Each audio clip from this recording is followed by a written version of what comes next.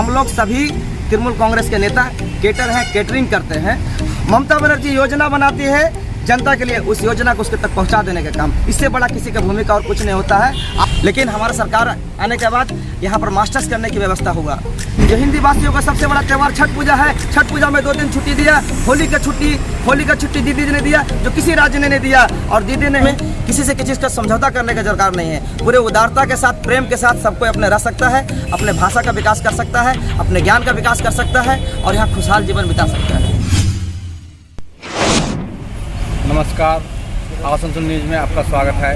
आज आसनसोल की बात में हमारे साथ बात करेंगे जिला हिंदी प्रकोष्ठ तृणमूल कांग्रेस के अध्यक्ष सिंटू भैया जी।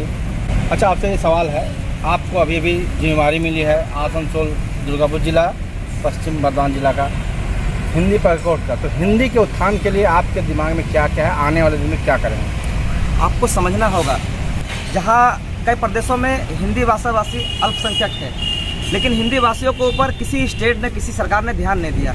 लेकिन ममता बनर्जी ने हिंदी भाषियों को हिंदी के संस्कृति के साथ, हिंदी के भाषा के साथ, उनकी सभ्यता के साथ सम्मानपूर्वक पश्चिम बंगाल में एक सम्मान दिया है हिंदी प्रकोष्ठ तृणमूल कांग्रेस बना करके। और रहा बात हम लोगों को करने के लिए, हम लोग हिंदी प्रकोष्ठ, हिंदी भाषियों के लिए दीदी ने अनेक कार्य किया है।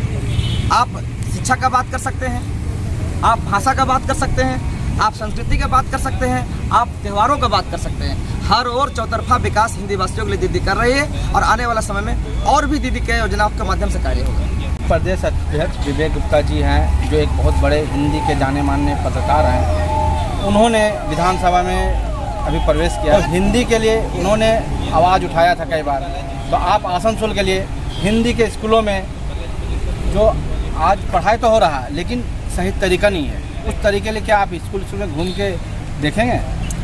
आपको पता होना चाहिए कि जब से हिंदी प्रकोष्ठ का गठन हुआ है, हिंदी भाषा का गठन हुआ है, दीदी का उदारता और माननीय श्री अध्यक्ष, राज्य अध्यक्ष विवेक गुप्ता सर का अगुवाई में आज आपको पता होगा कि पश्चिम बंगाल के धरती पर हावड़ा में हिंदी यूनिवर्सिटी का स्थापना किया गया। आपको पता होना चाहिए कि हमारे छोटे छोटे बहन लोग यहाँ से हिंदी में पीजी करने के लिए, पोस्ट ग्रेजुएट करने के लिए बर्धमान जाना पड़ता था, जहाँ 2.5 से 3 घंटा जाने में लगता था, 2.5 से 3 घंटा आने में। लेकिन हमारा सरकार आने के बाद यहाँ पर मास्टर्स करने की व्यवस्था हुआ। यहाँ पे अनेक ऐसे स्कूल था जो सीपीएम के समय से ध्वस्त था, जो किसी ने ध्यान नहीं दिया। उनको बना करके, उनको मरम्मत करके अनेक स्कूल का नया स्थापना हुआ है। हमारे जिला में कम से कम ऐसे हम लोग के जिला में कम से कम ऐसे 200 स्कूल है जिसको लोअर प्राइमरी से अपर प्राइमरी, अपर मिडिल से हाई स्कूल का दर्जा दिया गया है और नए स्कूल भी खोला गया है। ये कोयला अंचल है, इससेल का सीआरएस फंड से हिंदी स्कूल हर जगह चलाया जा रहा है, लेकिन आजकल देखा जा रहा है कि हिंदी स्कूल वहाँ बंद होने का कगार पे है। उसके लिए क्या आप आंदोलन करेंगे? इससेल मैनेजमेंट को दबाव डालेंगे या फिर से चालू करने के लिए? नहीं, हम लोगों का संज्ञान में जो भी आ रहा है, कोई स्कूल बंद नहीं होगा। आपको पता होगा कि हमारे सरकार द्वारा पूरे ज़िले में नोटिस किया गया था कि जो स्कूल हमारे राज्य सरकार के अंतर्गत कार्य करना चाहते हैं उनको एक स्पेशल परमिशन दिया गया था।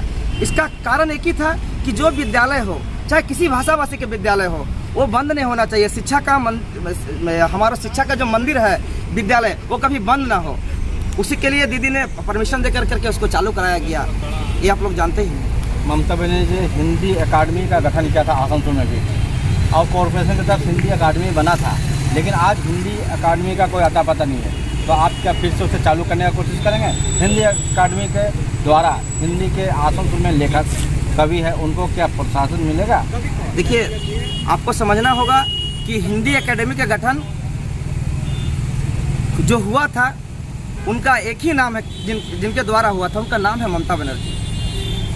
आप मान लीजिए अभी हिंदी प्रकोष्ठ का हम जिला सभापति हैं, हमें जो राज्य से निर्देश आएगा, जो माननीय ममता बनर्जी का जो निर्देश आएगा, अभिषेक बनर्जी का निर्देश आएगा, जो विवेक गुप्ता का जो निर्देश आएगा, उसका पालन करना हमारा कर्तव्य है। हम लोग सभी तृणमूल कांग्रेस के नेता केटर हैं, केटरिंग करते हैं।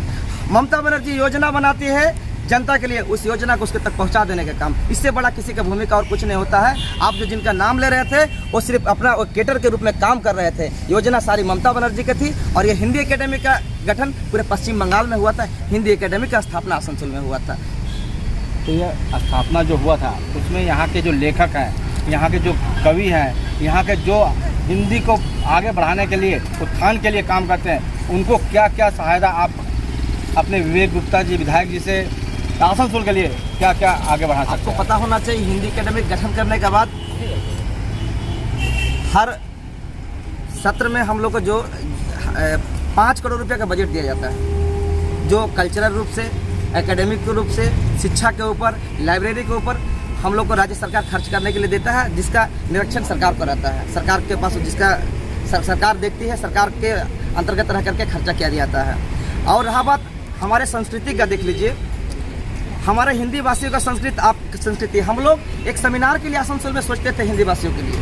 आज जब से हिंदी भवन हुआ है, हमारे यहीं के एक्स शिक्षक रह चुके दामोदर मिश्रा आज वाइस चांसलर हैं, उनके द्वारा आए हुए बड़े बड़े कवि आकर के यहाँ अपने वक्तव्य को रखते हैं, बड़े बड़े कवि आकर के यहाँ आलोचना करते हैं, हिंदी भाषा का आलोचना करते हैं। आप लोगों ने देखा कि दीदी की उदारता, कि दीदी जिस तरह से हमारा बात अब छठ पूजा का कर लीजिए, जो हिंदी भाषियों का सबसे बड़ा त्यौहार छठ पूजा है। छठ पूजा में 2 दिन छुट्टी दिया, होली का छुट्टी दीदी ने दिया, जो किसी राज्य ने नहीं दिया। और दीदी ने हिंदी भाषियों के लिए हर जगह स्कूल और नया नया शिक्षा का नियुक्ति हो रहा है हर जगह। आपको पता होना चाहिए, आसपास के जितने स्कूल आप जाएंगे, हर जगह पहले से जो रेशियो आप देखिएगा तो काफ़ी हम लोग का 10 साल में बहुत तेज़ी से आगे बढ़ा है। वामपंथ सरकार में कुछ नहीं हुआ करता था, पढ़ाई लिखाई का कोई व्यवस्था नहीं हुआ करता था, सब कुछ बंद था। अभी हम लोग सब जगह चालू हुआ। ऐसा एक भी स्कूल नहीं होगा जो ममता बनर्जी की सरकार में जिसको बंद होना पड़े। अच्छा, सबसे बड़ा अकादमी है साहित्य अकादमी। साहित्य अकादमी के बाद हर भाषा का एक अकादमी है, हिंदी अकादमी, उर्दू अकादमी, बंगाल में हिंदी अकादमी है।